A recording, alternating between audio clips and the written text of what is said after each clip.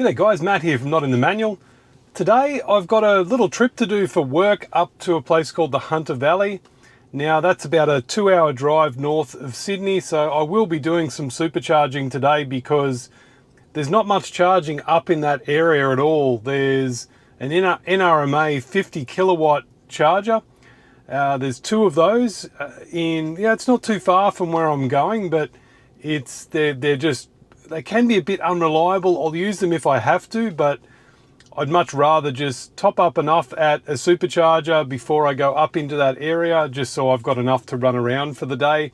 I've got to visit some customers up there. I've got to drop off some parts, and yeah, it'll be the first sort of longish freeway trip with supercharging. So I wouldn't call it a road trip, but this is probably a trip that a lot of people do out of major cities, either for the weekend or for work or whatever, just like I'm doing today. So you'll see that it's quite an easy trip to do in an electric vehicle, but you just do need to consider a couple of things and plan your day a little bit, and especially if you're straying away from the safety or comfort of that supercharging network. So this car is pretty new to me. I've only had it for a week and a half, so I'm really not sure what the consumption's going to be like on a longer freeway trip like this. So this is new for me today, and I thought I would just document the experience. So I'm not worried at all. The only thing is I haven't supercharged this car before ever, so this will be the first time I've supercharged it. So let's have a look at the screen and then just do a bit of trip planning.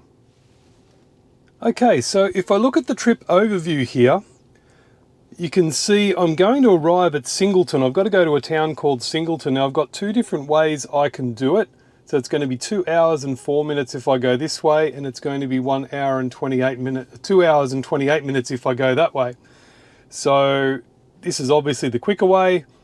It's a much more consistent speed. Now this would be a good test today because this trip is you can see it's going through some areas here.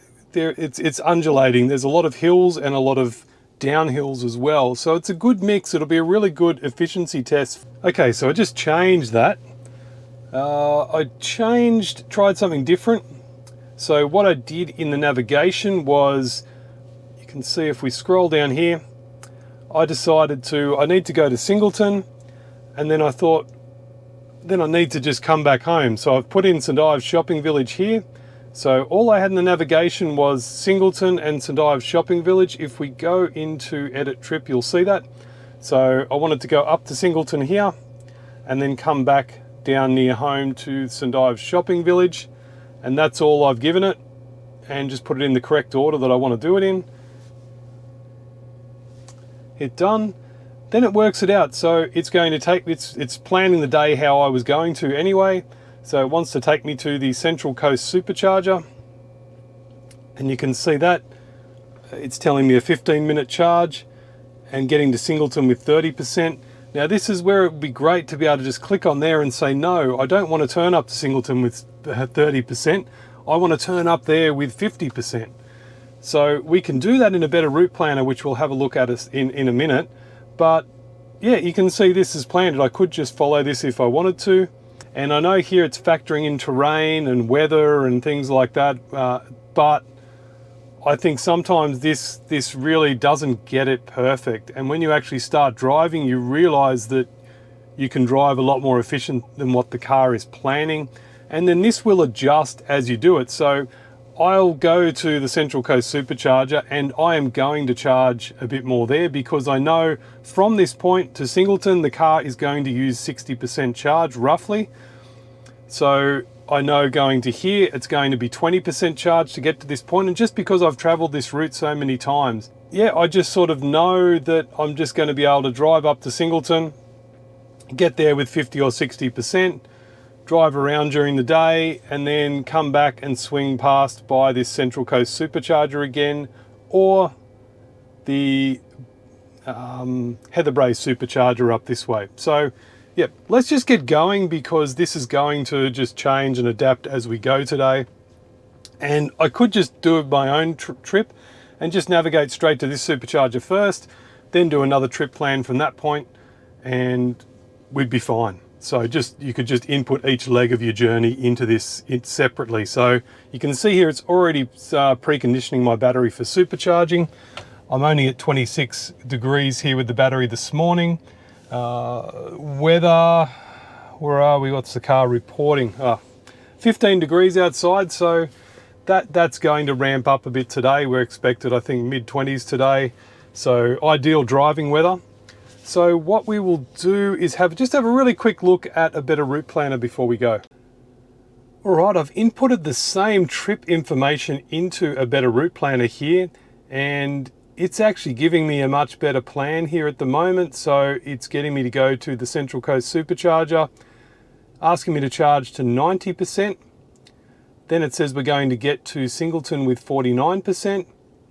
Then we're going to come back and swing past by the Central Coast Supercharger again, and then back to St Ives Shopping Village here. So that's exactly how I was planning the trip in my head and thought it would go. So a better route planner has just planned this a little bit better, but I think really it's got some good preset data here for the consumption of this particular car. And it's getting some live information from my car as well, so I can go into the settings and you can see here it is connected to my car, and it's getting a live state of charge there. So we've got the ability to customize the trip in a better route planner, and that's where it just is a bit better than the inbuilt Tesla system.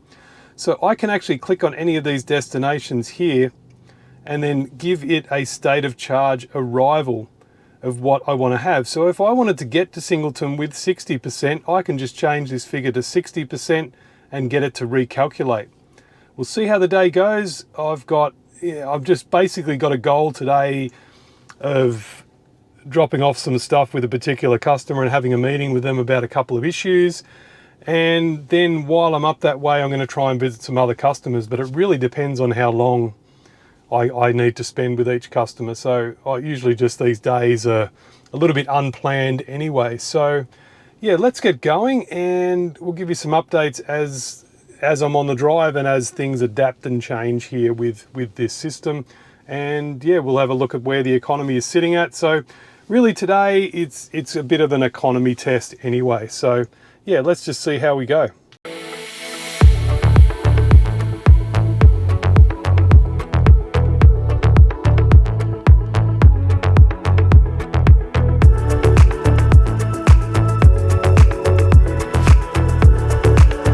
Now while we're driving, the car recalculated. Now I don't know why, but it wants to take me up to this Heatherbrae supercharger here. So I could just use voice commands. I could end the trip and do voice commands and see what happens. Maybe I'll just do that. Navigate to Central Coast Supercharger.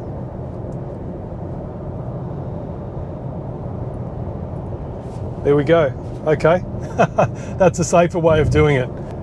Yeah, we've got to take the turn off in 1.6 kilometers, so I'll just run through some stats quickly. So remember, I've left trip A, I reset once I got onto the motorway here. Now that's sitting at 148 watt hours per kilometer, and I've been in 110 kilometer an hour zones for most of this trip. Now I'm just going to, I should pull in behind these trucks. I've got 1 kilometer to go until my turn off.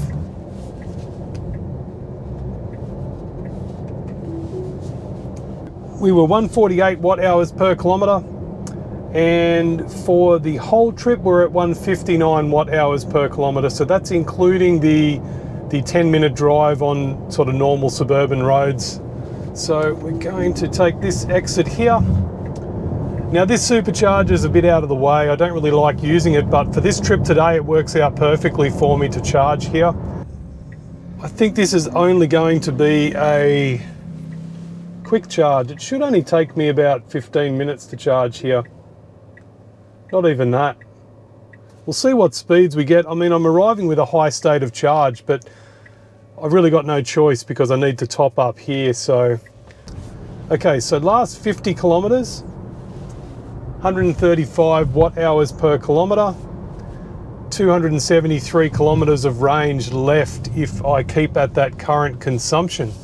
So you can see there, this car is just super efficient for a big heavy EV, big heavy SUV, sorry. it's pretty efficient. So yeah, you know, once you get a bit more experience with your car and what its efficiency is like, you can then start taking more risks. Okay, now we're closer to the destination charger here. I forgot, a better route planner shows you how long you're going to need to charge. So 17 minutes it's saying. So let's just see how accurate that is. Okay, first time plugging into a supercharger with this car.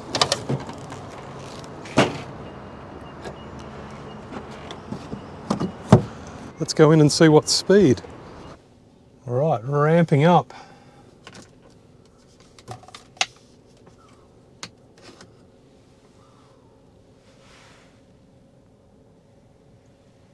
$70, $80, $90. Can we break 100? Oh, 120 kilowatts. That's 60% state of charge. Okay, the car's saying 127, but this is what's actually making it into the battery. That is pretty good for 60%.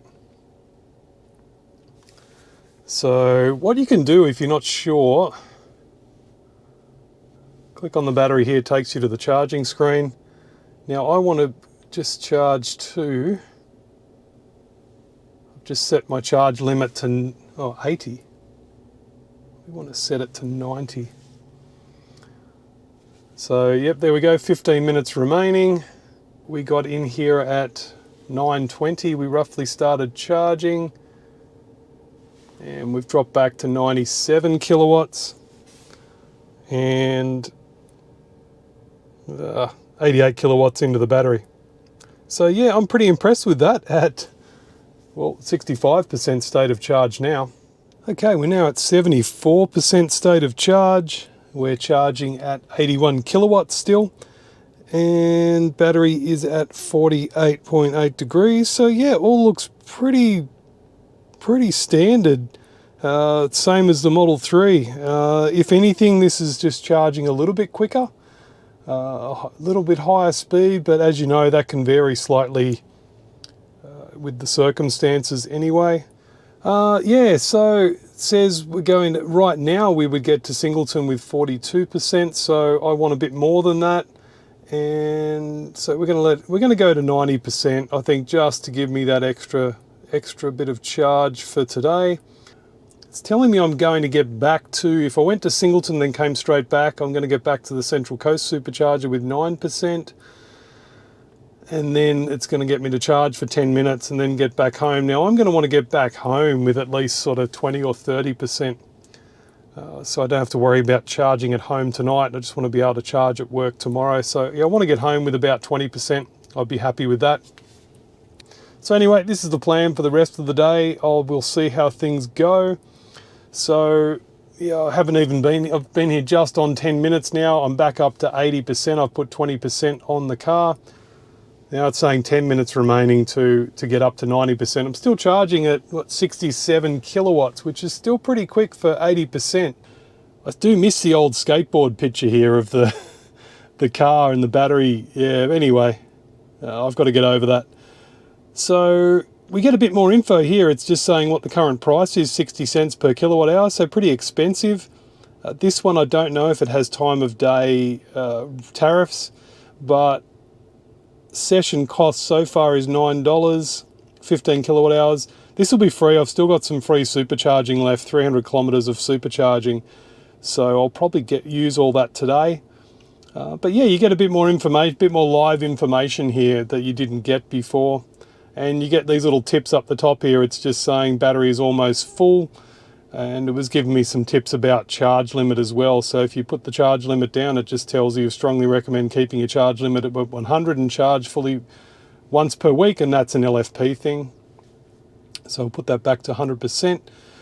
So yeah, I will reset the trip for the next leg, and we will see what efficiency we get on this next leg of the journey as well. And remember, I've always got Teslafy to go back in at the end of the day and look at that. But I want to try and keep trip A reset once I'm actually onto the motorway. Okay, so we're off again and heading up to Singleton. That was a 15-minute charging stop, and easy. All worked well. Successful first supercharging stop for this car, and yeah, went very smoothly, as it always does with supercharging.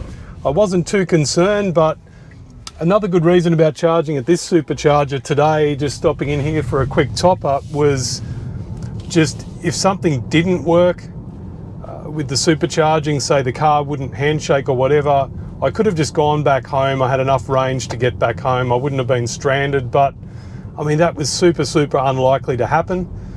So what we're looking at here is getting up to Singleton with 57% charge. I'd say we're going to get there with more charge than that.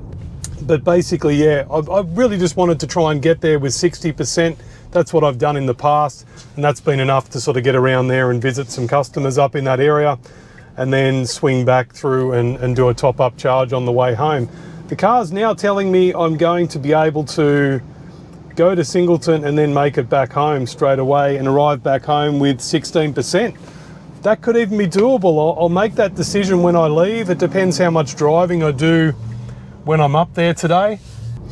Okay, we're just coming onto the Freeway entrance here, and I just thought I'd give you a bit of an opinion on the power of this car compared to the Model 3. Now, the Model 3 was a lot more nippy. I've explained that had the bigger motor. I'm hoping this Porsche SUV in front puts his foot down. So this is a 110 km/h zone. Put your foot down. There we go. I'm already doing 110 in a couple of seconds. I'm already up to 110 km/h. This has got more than enough power for me, more than enough power for most people.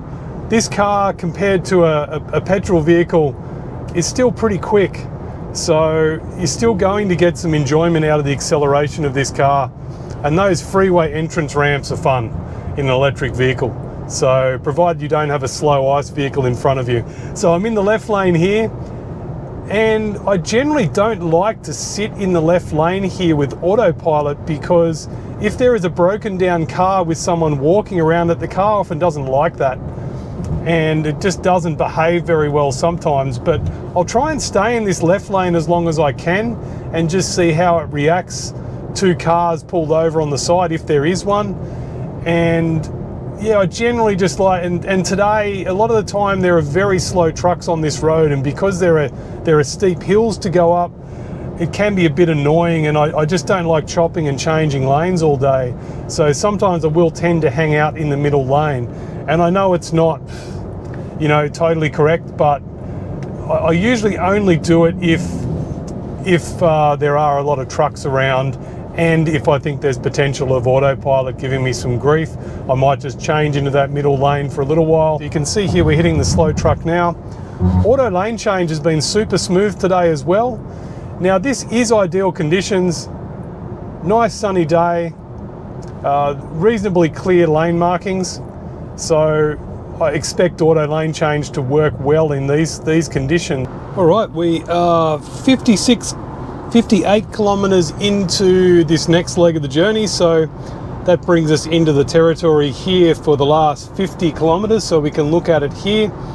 So the last 50 kilometers, we're looking at 144 watt hours per kilometer. And I mean, that's pretty similar to my Model 3. I don't know what's going on here today. So I've got the 20-inch wheels, which is supposedly not as efficient. I'm in a heavier car, but the efficiency here isn't dramatically different. I don't know. Good weather, maybe just, yeah, maybe I've got a tailwind, I don't know. So Model 3 maybe today might have been down under 140, but it's pretty close. I think it's within 10 watt hours per kilometer, and I expected there to be a much bigger gap here on the motorway.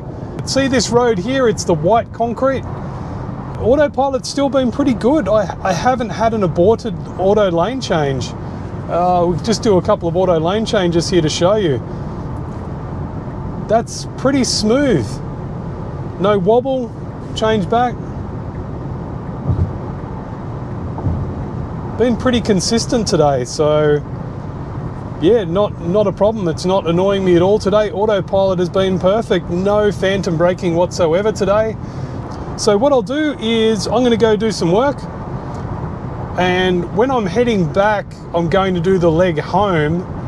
I'll come and do a bit of an update, and we'll look at a bit of a trip plan and look at the state of charge at that point and go from there.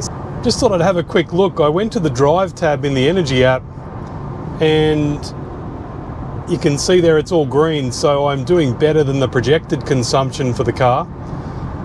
But what's interesting, this here says that I've had a headwind. It's cost me 3% charge, state of charge on this trip. So I'm getting this efficiency that I've been super impressed with a headwind. It's at 155 watt hours per kilometre average for the last 50 kilometres. Last 25, 169. Last 10, 196.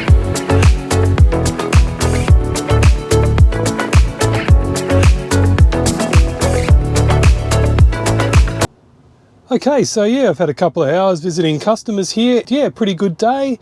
What are we? Almost 2 o'clock and 31 degrees outside. So I think we've got a bit of a hot air mass sitting in front of this big storm front coming in. If you can see that weather radar, you can see this wall of storms coming in. So I want to try and beat those storms back home, but I don't like my luck. I can already see some lightning off in the distance here in those storm clouds. So, and yeah, we've got to go back down here, and we've got to go 115 kilometres to the next charging stop. So I'm up here in Singleton, need to come down the Hunter Expressway, get onto the M1 motorway, and down to the supercharger where I was charging this morning. We're just going to charge there for maybe 10 minutes, and just to top up so I can get home with a decent amount of charge. So yeah, that's all a pretty simple trip back. So yeah, let's just get into it so I can beat this storm.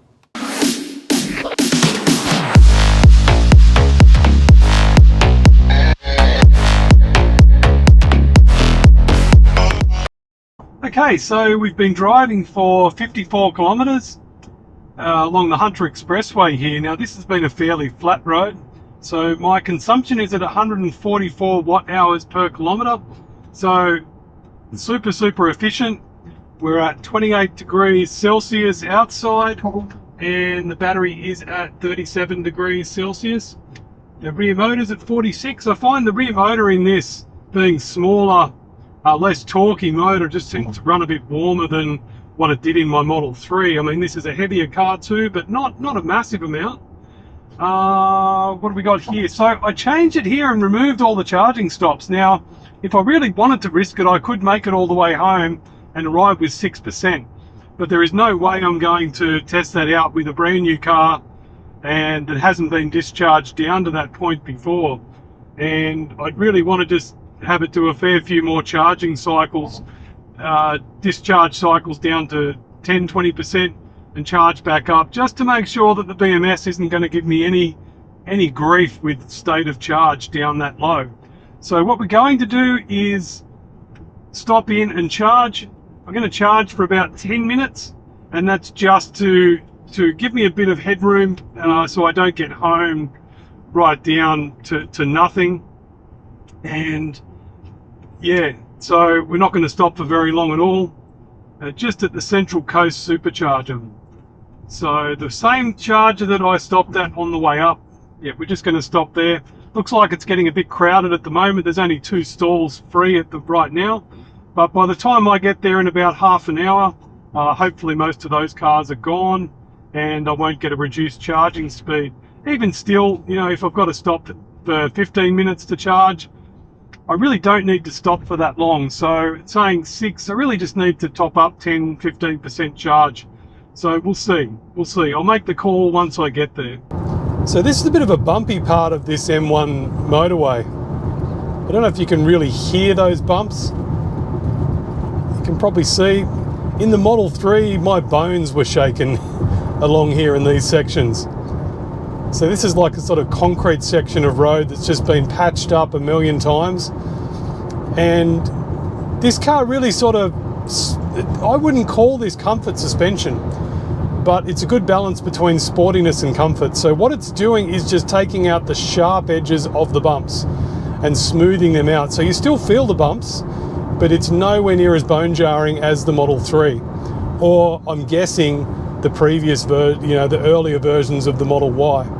So now I've got the 20-inch wheels, and so far there's nothing making me regret getting the 20-inch wheels. They look great. Economy is really, I don't know, I don't have the 19-inch one to compare it to. I mean, the 19-inch wheels, if they are much more economical, I mean, this car would be a similar economy to the Model 3. I don't get it. I just don't think these wheels are making as much of a difference as people were telling me. People were telling me not to get the 20-inch wheels, get the 19-inch wheels, and it's much more economical, but I'm not seeing it, guys. I think if you're sitting on the fence and you're worried about the economy, I'm not seeing anything here that is really alarming at all. So this is proper freeway driving here in Australia. I don't know. The consumption is probably more than the 19-inch wheels, but it's not enough to worry about.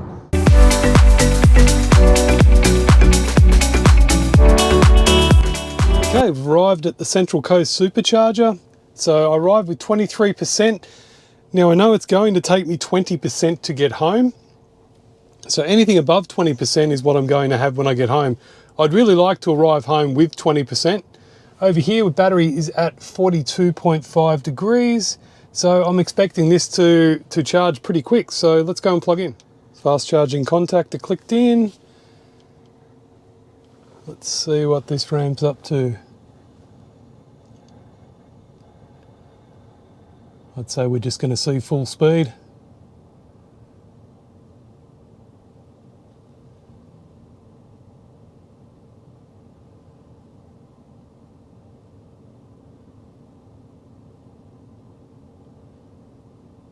There we go, 120 kilowatts into the battery.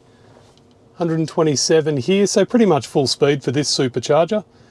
And let's see how long that maintains. But we're only going to charge to about, I'm just going to go 45% and then head home. That last leg there was 115 kilometers, 142 watt hours per kilometer, so super efficient. Since we did that charge at this charger before, we've been 245 kilometers and 147 watt hours per kilometer, so that's pretty good. Yeah, so I ticked over the 1,000 kilometers and we are at lifetime 152 watt hours per kilometer. So as I said before, 10 watt hours per kilometer more than my Model 3 lifetime, but we are only at 1,000 Ks. So let's see how that looks in another couple of thousand kilometers. That is ramping up live here as we go. So the arrival state of charge. So you can see there 12. I want to wait till that gets to 20 or 25 maybe. So yeah, we'll just see. So if you're ever in doubt, you can always do that. Sometimes this glitches though. So if you're looking at the trip here, 13%, 13. If you're ever not sure, you can always just end the trip, re-navigate just for that last leg of the trip, and it'll recalculate everything at that point, and you'll get a bit more of an accurate figure. If you're not seeing that moving, so we're seeing that go up. It was 12, 13, now it's 14. This is just charging super fast. We're already at 32%, so I'm not going to be here for very long. Okay, so we're at 43%. That didn't take long. I'm going to arrive back home with 25%, and you can see where I've got to go. So this should be a good test. I'm going to see that consumption go up, but I think it'll only just go up to 150 watt hours per kilometer. So still pretty efficient for the size of this car compared to the Model 3. So 45%, I better go and unplug.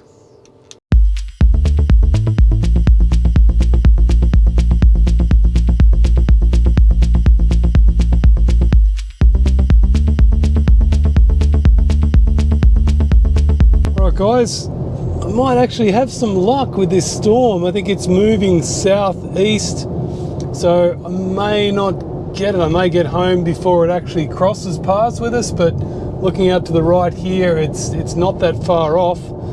I just hope there's no hail in it anyway.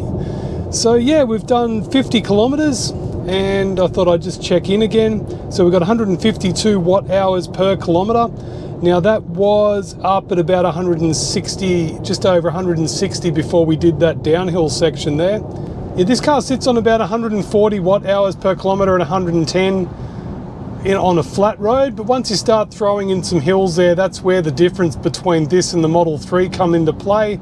Slightly heavier car, slightly less aerodynamics, and the bigger wheels as well.